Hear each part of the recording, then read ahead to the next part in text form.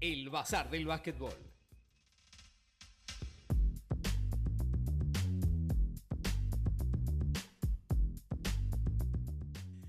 Muy bien, continuamos aquí en este espacio como siempre en Ucuplay y momento de hablar de cuestiones relacionadas al derecho deportivo o en su arista basquetbolera, y para eso tenemos a nuestro especialista, nuestro pana querido, el amigo David Davidola. David, ¿cómo va eso? ¿Todo bien? Hola, ¿cómo estás, Javier? ¿Todo bien? Todo chévere, gracias a Dios. Acá, contento. Muy bien. Bueno, se viene una etapa, una época, como es el preolímpico, de hecho los Juegos Olímpicos que se van a disputar en París, en las cuales la gente en líneas generales se suele perder acerca de qué jugadores están habilitados y que obviamente no hayan nacido en la tierra que representan, cuáles están habilitados y cuáles no, porque el concepto nacionalización en líneas generales es como que se ha disipado un poco. Bien, ya no es pura y exclusivamente aquel jugador que durante mucho tiempo estuvo en determinado país, se nacionaliza por la Carta de Ciudadanía Convencional, o porque han pasado 3 años, o porque se casó, por ejemplo, con una jugadora, o viceversa, alguna jugadora que se haya casado con un nativo de aquel país, sino que ahora está mucho más diversificado. Y como parece un mercado casi de nacionalizaciones, bueno, de alguna manera te invito a que le comentemos a la gente un poco qué aristas tenemos de esta situación. Perfecto. Pues bueno, saludos. Contento de estar acá, como dije anteriormente. Bueno, la nacionalización en cuanto al tema y las competencias FIBA, realmente se ha vuelto un poco una especie de mercado de fichajes, así como suena, por la manera en que se dan y por lo seguido, y sobre todo sorprende algunos procesos en que se dan estas nacionalizaciones.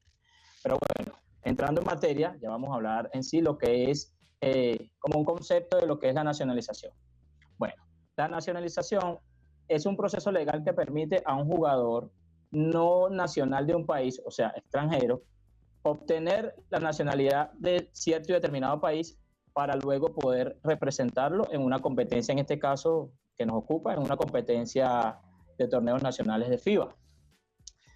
La FIBA obviamente tiene una reglamentación sobre este tema. Pues una de las primeras reglas, que bueno, hay que abrir unas comillas muy grandes, casi que en todo el tema, ellos dicen, la FIBA dice, que cada selección solo puede tener un jugador nacionalizado. Obviamente esto no se cumple en todos los casos y es debido a que hay excepciones a esa regla. Cuando la FIBA dice que las selecciones solo deben de tener un jugador nacionalizado, o sea, el objeto de ello es mejorar la competitividad, ¿correcto? Entonces, en las reglas generales y en los estatutos de la FIBA, específicamente en el artículo 3.2.2.1 de las reglas generales y 3.2.2 de los estatutos, indican, palabras más, palabras menos, que un jugador que haya jugado con el equipo A de una federación X no puede competir con el equipo A de otra federación. Por el porqué o la razón de por qué esto, digamos, está en cierto modo prohibido.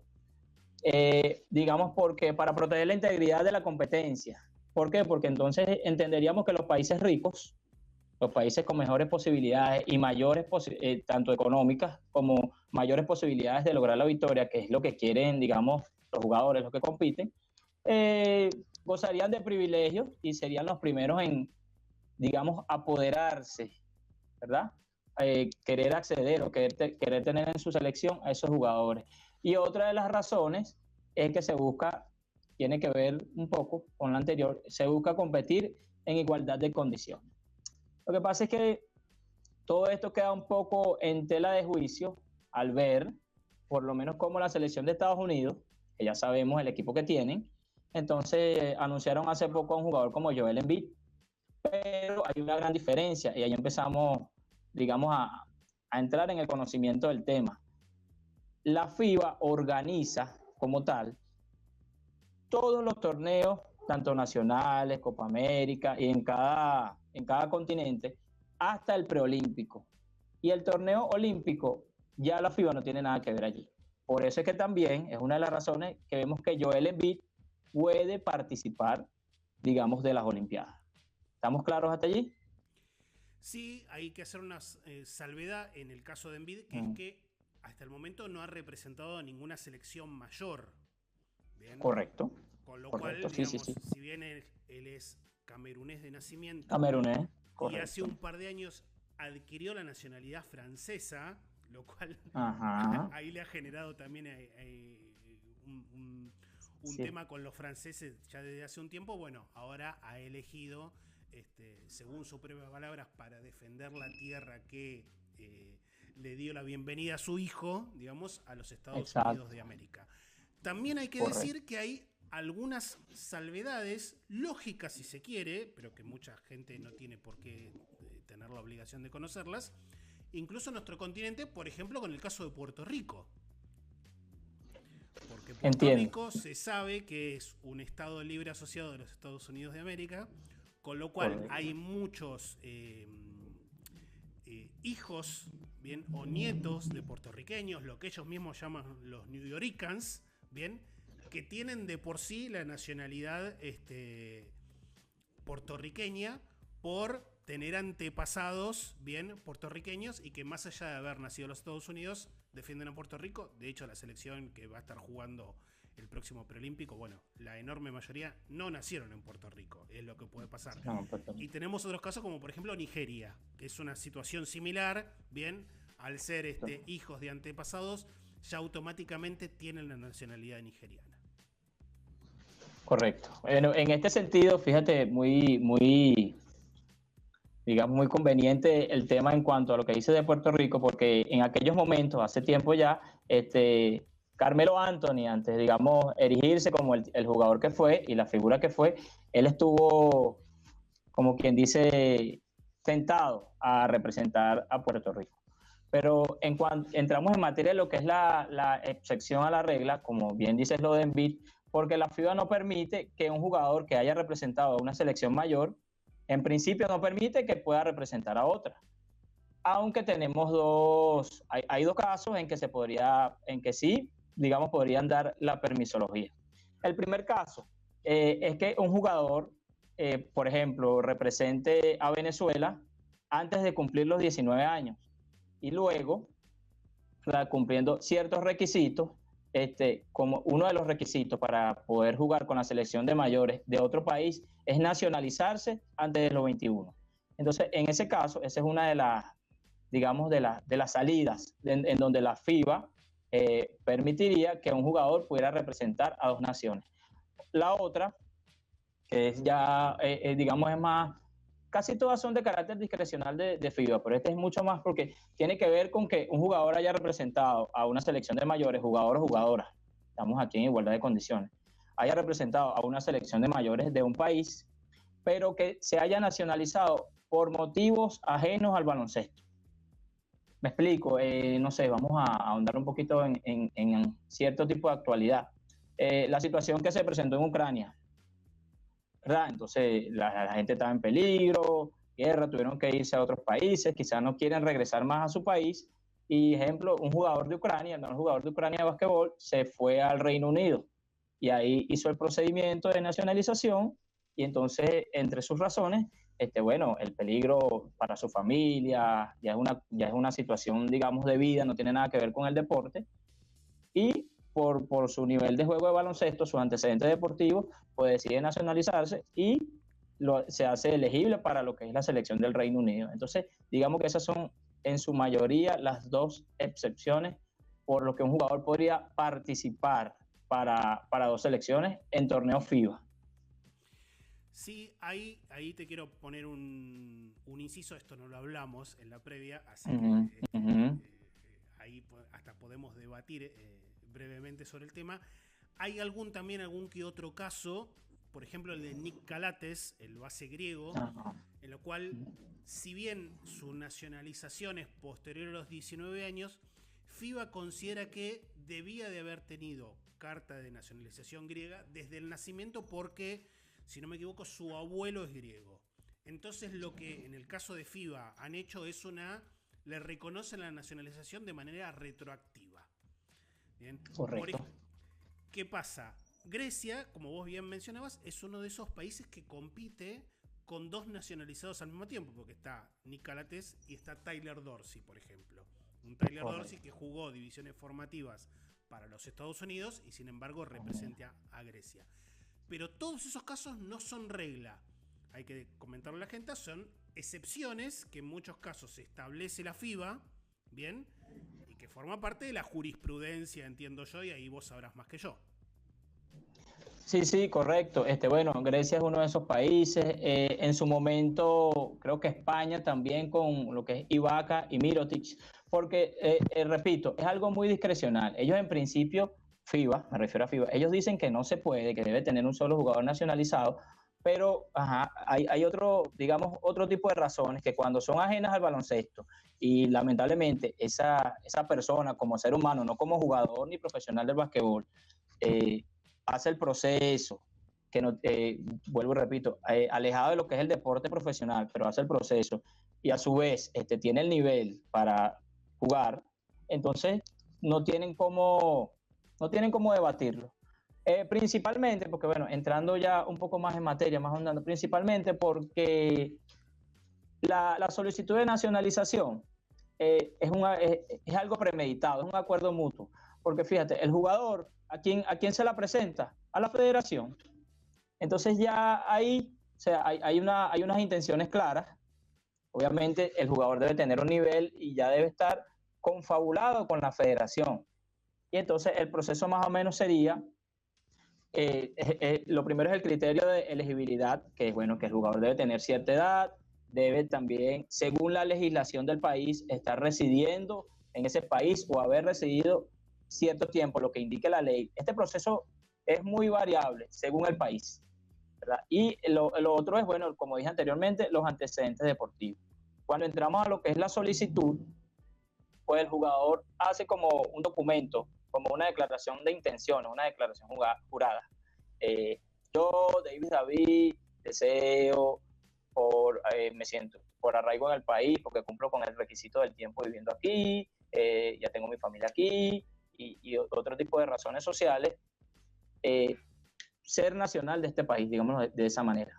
Entonces, acompañado con esa declaración, debe estar una cierta documentación personal, como el certificado de nacimiento, el pasaporte y lo que son antecedentes penales y todo este tipo de documentos personales. La residencia es un tema muy complejo, lo de la residencia, porque hay países, legislaciones de nacionalización en países donde la residencia o permanencia la toman como lo mismo. Entonces te pongo este ejemplo que pensaba mucho esta mañana.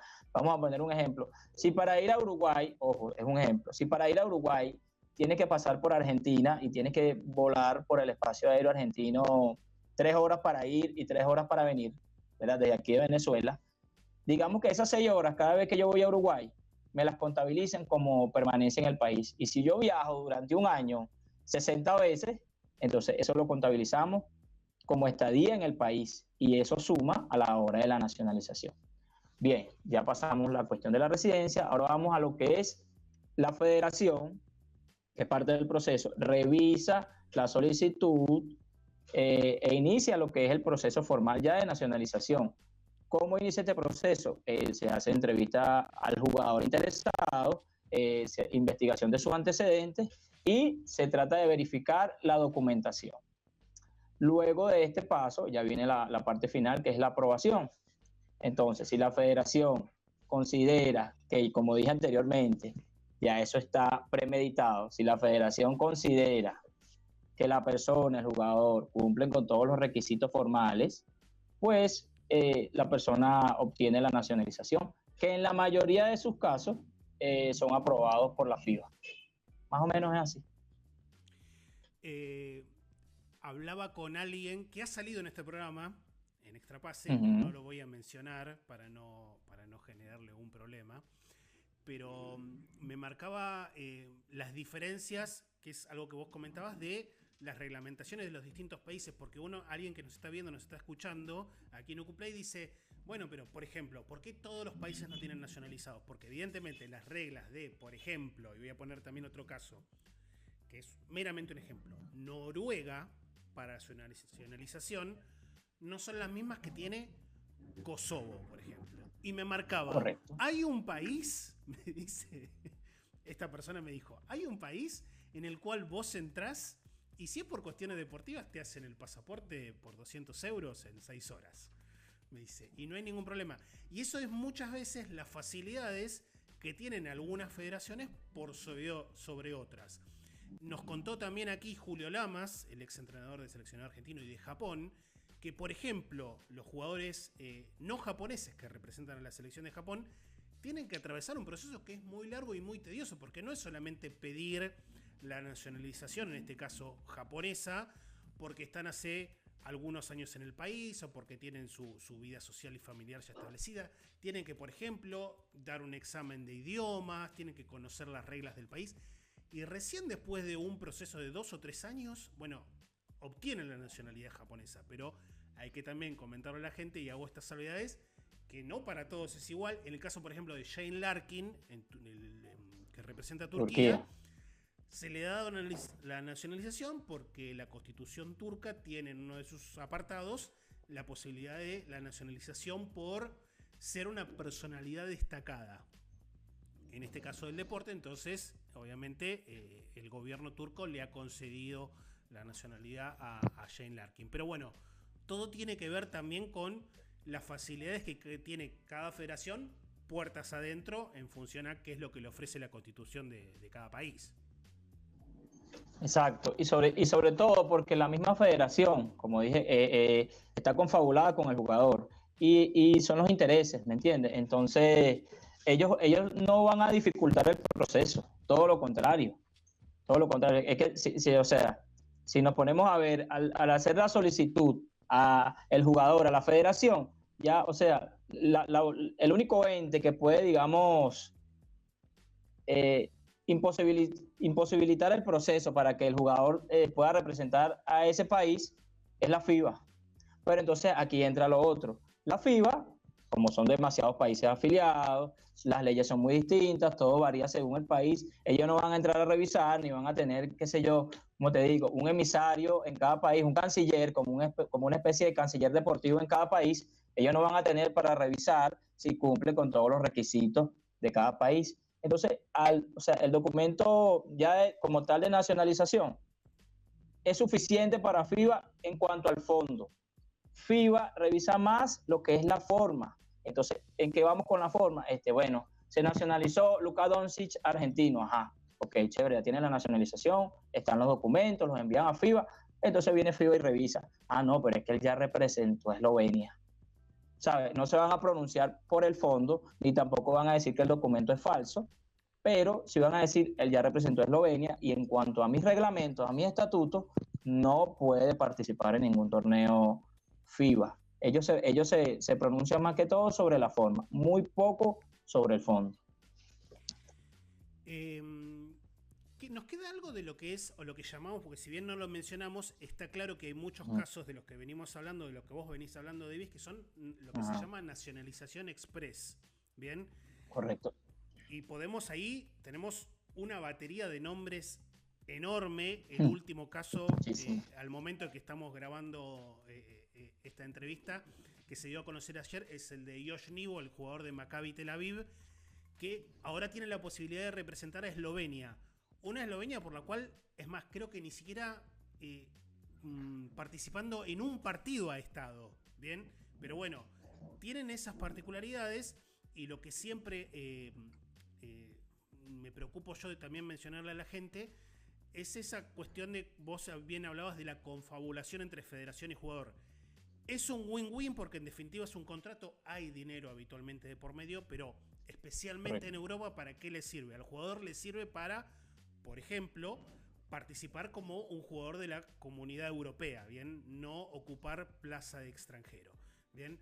A la federación obviamente le sirve porque es una alternativa deportiva que tiene a la hora de los grandes torneos, con lo cual es un win-win. Gana el jugador, bien, gana obviamente el representante porque forma parte ya de un mercado que se le abre mucho más al ser un jugador comunitario en Europa y obviamente al jugador que tiene la posibilidad de acceder a contratos y a clubes más importantes.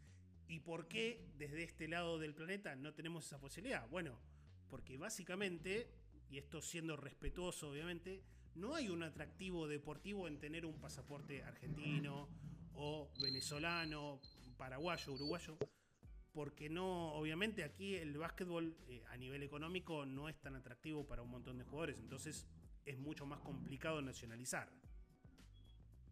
Es correcto, es correcto. Sí, bueno, en el caso de los jugadores americanos o internacionales que se desempeñan en las ligas europeas, es así, ciertamente les abre un montón de posibilidades. Pueden participar en más equipos, pueden jugar más tiempo, porque ¿qué pasa? Por ejemplo, un jugador que empieza, jugó NBA 2 años, no le fue muy bien, le ofrecieron un gran contrato en el Real Madrid, duró 3 años en el Real Madrid, pasó a Valencia, luego puede pasar a Murcia y si obtiene una nacionalización, puede jugar la Liga LEP Oro, y, o sea, mantenerse más en el tiempo y tener más opciones.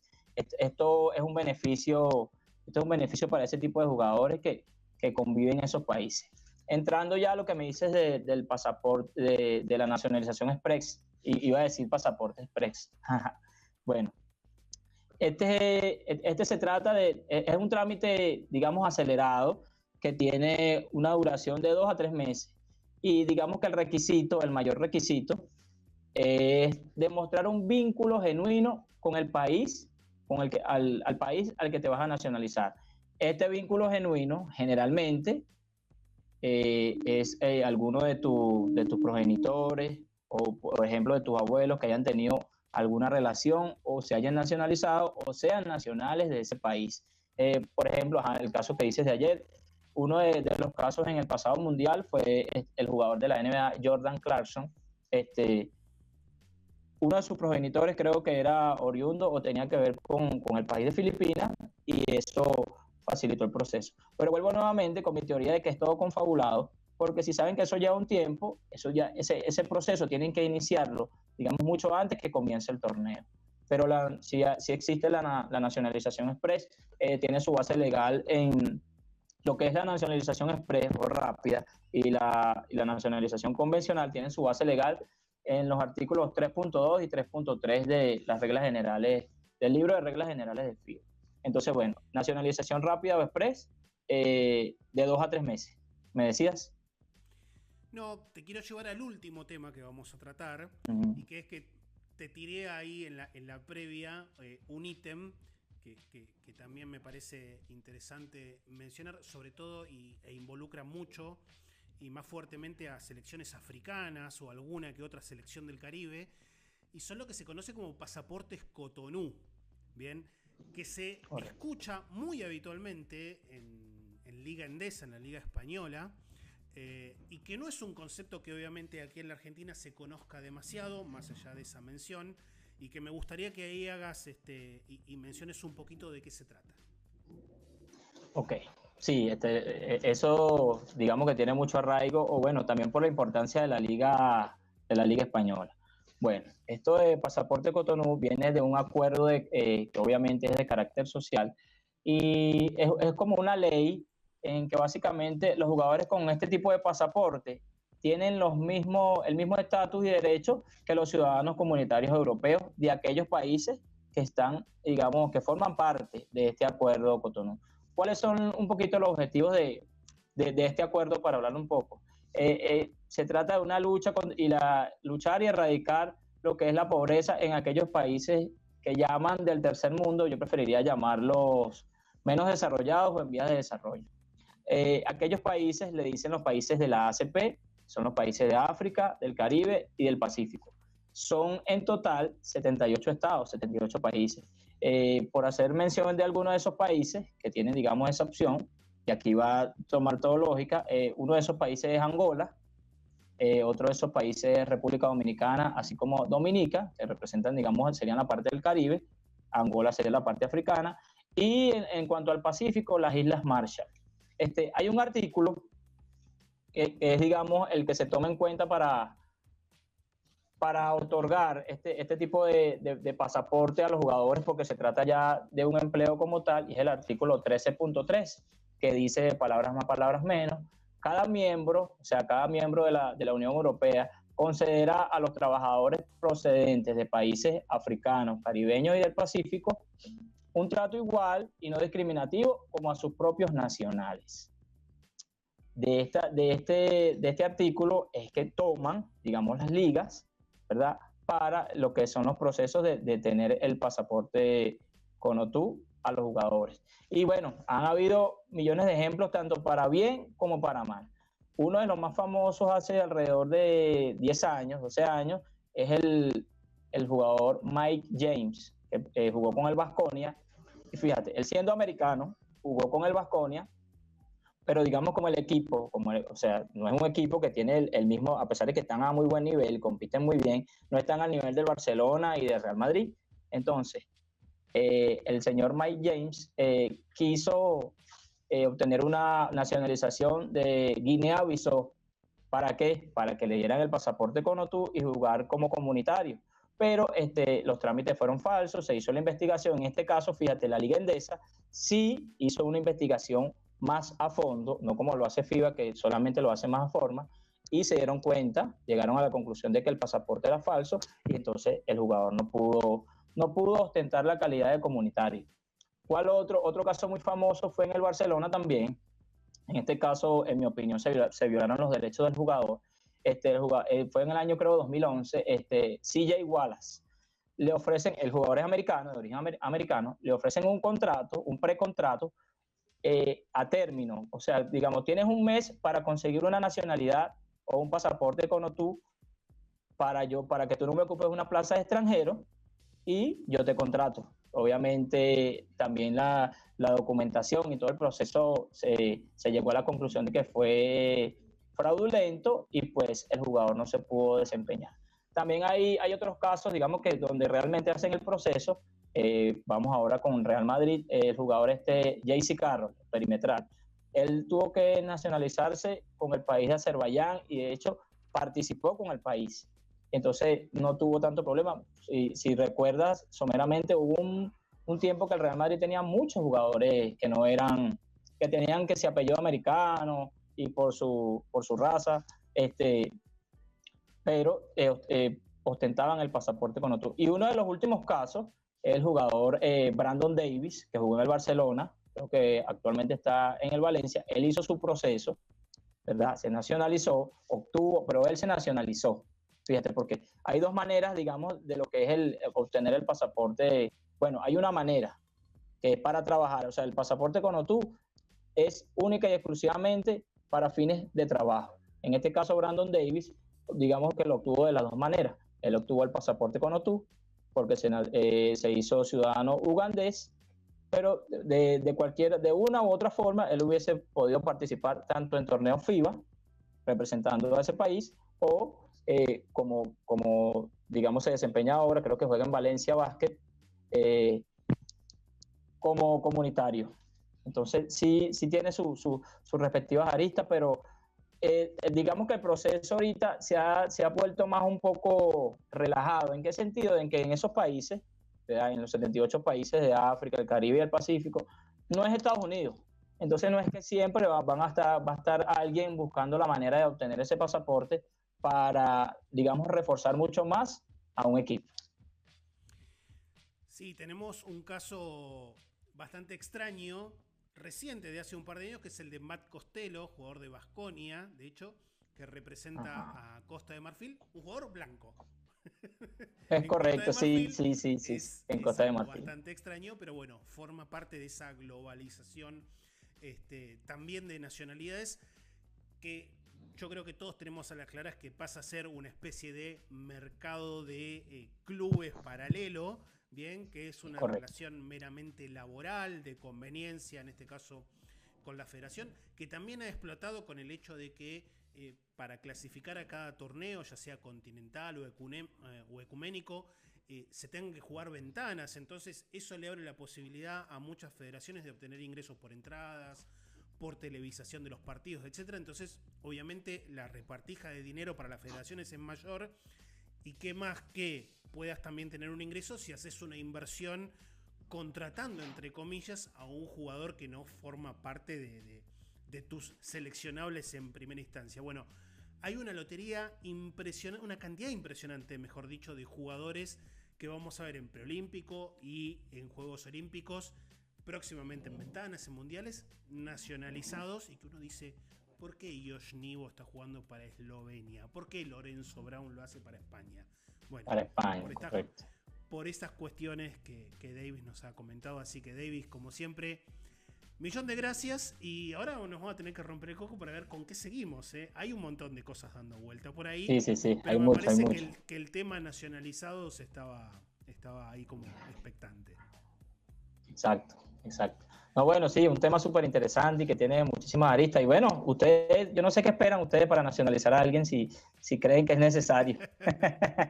Ya tenemos ahí chicos, ahí Tyler Kropp o los hermanos Sanz, que hace poquito se han nacionalizado, aunque tienen sangre argentina. Pero bueno, ahí me parece que la visión de la nacionalidad, por lo menos de nuestro lado, es distinta a lo que se maneja especialmente en Europa, en el cual muchas veces se nacionalizan jugadores sin ningún vínculo real con el país que terminan representando. Pero bueno, está la regla. Para participar de un torneo. Exactamente. Exacto. Está la regla. Los países se encargan de no romper esa regla y bueno, las reglas son para todos por iguales. Argentina, obviamente, y me parece también muchos países de Latinoamérica optan por ser respetuosos más de sus nativos que de ir a buscar algún elemento como para poder dar el salto de calidad en algún torneo. Bueno, David, nos vemos la próxima. Abrazo grande. Saludos, muchas gracias. Abrazo. Abrazo grande. Bueno, pasó el amigo David aquí en Extrapase, aquí en Ucuplay, para hablar un poquito de las nacionalizaciones, las convencionales, las express, pasaportes Cotonú y echar un poquito de halo de luz en esta cuestión.